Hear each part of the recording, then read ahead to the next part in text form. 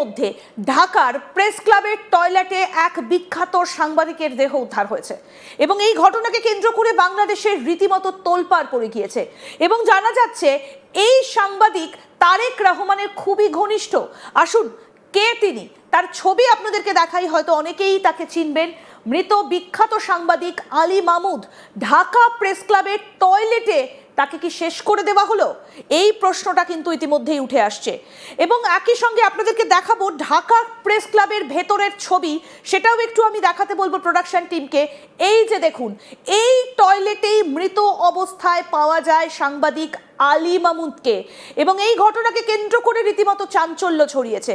জানা যাচ্ছে যে তারেক রহমানের সঙ্গে কিন্তু এর ঘনিষ্ঠতা ছিল, তবে তারেক রহমানের সঙ্গে ঘনিষ্ঠতা মানে বিএনপির সঙ্গে ঘনিষ্ঠতা, কিন্তু তারপরেও কেন তাকে এভাবে চলে যেতে হলো, তাকে এভাবে শেষ করে দেওয়া হলো, এর পেছনে কি কারণ রয়েছে?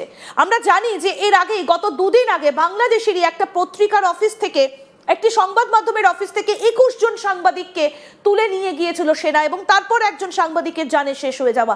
এর মধ্যে কি কোথাও একটা যোগসূত্র রয়েছে? এর পেছনে আসল উদ্দেশ্য কি, টার্গেট কি? আমরা এই পুরো বিষয়গুলো নিয়ে কথা বলবো। আমাদের সঙ্গে রয়েছেন ডিফেন্স বিশেষজ্ঞ আর কে শ্রীবাস্তব। স্যার, আপনাকে স্বাগত জানাই আজ তাক বাংলায়। আমি শুরুতেই জানতে চাইবো যে এর পেছনে কারণটা কি, কেন একে এভাবে শেষ করে দেওয়া হলো? উনি তো তারেক ঘনিষ্ঠ, এই মুহূর্তে তো তারেক রহমান বাংলাদেশে ফিরেছেন। অত্যন্ত গুরুত্বপূর্ণ জিনিস আপনি দেখাচ্ছেন। আপনার মনে আছে বেগম খালেদা জিয়া এই সেনা হাউসে গেছিলেন, সেনানিবাসে, তারপর থেকে উনি দেখা হননি। আমরা তো বারবার বলেছি ওনাকে বিষ দেওয়া হয়েছে। অনেকগুলো বিএনপি লোক এখন টার্গেটে আছে, আর ইনি, আপনি তো বলছেন তারেক রহমানের খুব ঘনিষ্ঠ লোক, এনাকে মেরে দেওয়া হলো। কেন মেরে দেওয়া হলো? ইনি তো মিডিয়া সেলেরও আপনি বলছেন এটি ইনচার্জ ছিলেন বিএনপির। 4টে কারণ, ওই 4টে কারণ এই ইলেকশনের আগে 4টে কারণ আছে জানেন। নাম্বার 1, উনি এক্সপোজ করলেন প্রত্যেকটা ডিস্ট্রিক্ট যেটা আছে আপনার বাংলাদেশে, 64 ডিস্ট্রিক্ট, ওদের মধ্যে কিভাবে ওরা নিজের একটা ডিস্ট্রিক্ট কমিশনার বসিয়েছে ইনি। দ্বিতীয়, এখন পোস্টাল ব্যালট চলছে। এই 15 লক্ষ লোক পোস্টাল ব্যালট দিয়ে ভোটিং করছেন, তার মধ্যে অর্ধেক লোক, 7 লক্ষ থেকে বেশি লোক বাইরে, 7 লক্ষ থেকে বেশি লোক মতন লোক আপনার ভেতরে আছে, যারা ওখানে প্রিজনে আছে, যাদের ওদের জেলে আছে, যাদের কোনো শুনবাই হয়নি। আর আমাদের আওয়ামী লীগের একটা হিন্দু লিডার, উনি এখন আগে ছিলেন একটা মিনিস্টার, ওনাকে কিভাবে মেরে দেওয়া হলো, এটা তো সবার সামনে তুলে দেওয়া রয়েছে, ইনি তুলেছেন। তৃতীয়, এই বাংলাদেশ ডিফেন্স ফোর্স, এই 12 তারিখে ইলেকশন আছে, কিন্তু ওর আগে এত তাড়াতাড়ি কিসের? বাংলাদেশের নেভি ইংল্যান্ড থেকে আপনার জাহাজ কিনছে, সার্ভিসশিপ, বাংলাদেশের এয়ারফোর্স আপনার জাপান থেকে জিনিস কিনছে, এত তাড়াহুড়ো কিসের? লেট দ্য নিউ গভর্নমেন্ট কাম। ওরা জানে কি যদি একটা গভর্নমেন্ট আসলে তারপর এটা যে ফ্রিডম আছে আপনাদের ডিফেন্স ফোর্সেস, ওইটা শেষ।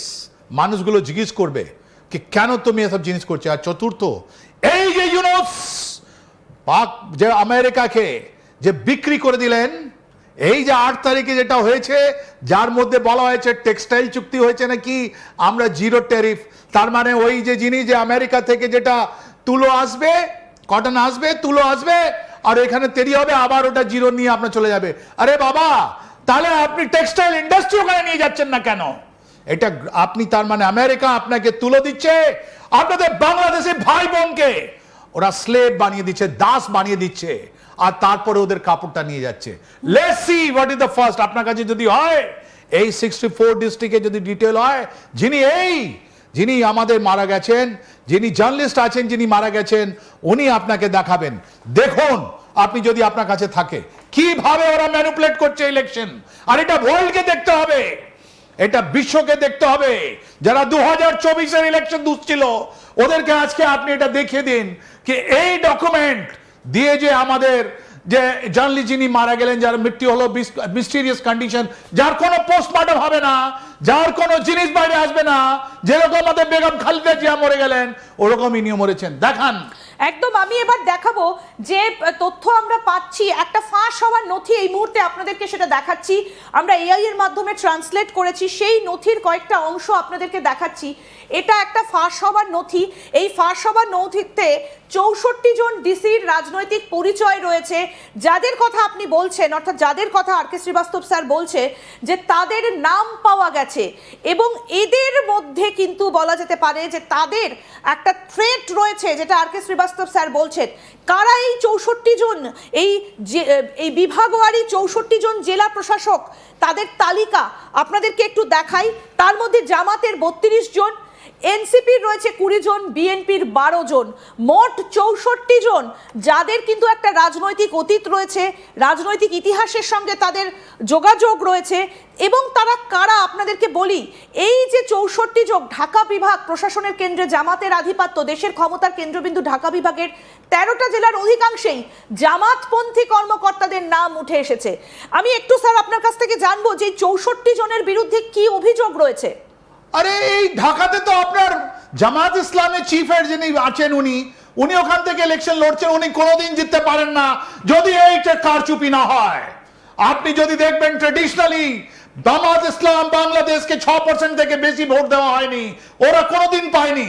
এত 6% থেকে ভোট থেকে আপনি কত টানবেন যদি ওখানে আপনার ইলেকশনটা রিগিং না হয়, যদি এই যে ডিস্ট্রিক্ট কমিশনার যারা আছেন ওরা রিটার্নিং অফিসার আছেন, এটা তো আপনি দেখাচ্ছেন এর মধ্যে, এরা যদি কারচুপি না করে, এরা যদি পাবলিককে বন্দুক দিয়ে যদি না বলে কি তোমরা এই জায়গায় তুমি ছাপ দেবে, তাহলে এটা তো খান খান। অর্থাৎ এই 64 জন কারা এবার আপনাদেরকে দেখাবো, মানে যারা থ্রেট করছেন বলা যেতে পারে, তাই তো স্যার? এরা থ্রেট করছেন এবং এদের নাম উঠে এসেছে, এদের একটা রাজনৈতিক পরিচয়ও রয়েছে। তারা কারা আপনাদেরকে দেখাই। ঢাকার এই যে জামাতের রেজাউল করিম, গাজীপুর, নারায়ণগঞ্জ, মুন্সিগঞ্জ, দেখুন তাদের নামগুলো দেখুন, সবাই এরা জামাতের। এই যে গাজীপুর, নারায়ণগঞ্জ, মুন্সিগঞ্জ, নরসিংদী, মানিকগঞ্জ, টাঙ্গাইল, কিশোরগঞ্জ, ফরিদপুর, রাজবাড়ী, গোপালগঞ্জ, মাদারীপুর, শরিয়তপুর, ঢাকার মধ্যে এই যে 13 জনের নাম পাওয়া গিয়েছে ঢাকা ডিস্ট্রিক্টের, এই 13 জনই কিন্তু জামাতের। এবার আপনাদেরকে বলবো চট্টগ্রামের কথা। চট্টগ্রামে কাদের নাম পাওয়া গিয়েছে, তারা কোথাকার? এই যে চট্টগ্রাম বিভাগের 11টা জেলায় বিএনপি এবং জামাতের মিশ্র অবস্থান দেখা গেলেও জামাত এবং এনসিপির প্রভাব একেবারে স্পষ্ট। চট্টগ্রামের জাহিদুল ইসলাম মিয়া বিএনপির, কক্সবাজার, কুমিল্লা, ব্রাহ্মণবাড়িয়া, চাঁদপুর, নোয়াখালী, লক্ষ্মীপুর, ফেনী, খাগড়াছড়ি, রাঙামাটি, বান্দরবন, এখানে কিন্তু আরও কয়েকজনের নাম পাওয়া যাচ্ছে। এবারে আপনাদেরকে বলবো রাজশাহীর কথা।